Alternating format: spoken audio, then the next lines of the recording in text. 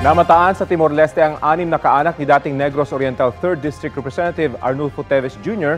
bago bumiyahe pa Cambodia kahapon.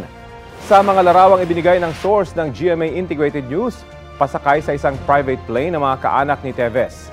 Nasa Timor-Leste pa rin si Teves dahil hinihintay pa ang desisyon ng mataas na hukuman doon kaugnay sa pagkakaaresto niya noong March 21.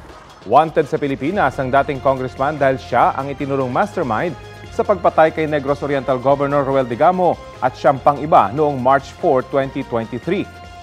Nahaharap din si Teves sa mga kasong pagpatay sa 3 tao sa Negros Oriental noong 2019.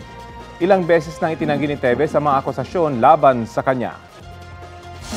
Kapuso, alamin ang maiinit na balita. Bisitahin at mag-subscribe sa GMA Integrated News sa YouTube. Sa mga kapuso abroad, samahan niyo kami sa GMA Pinoy TV at sa www.gmanews.tv.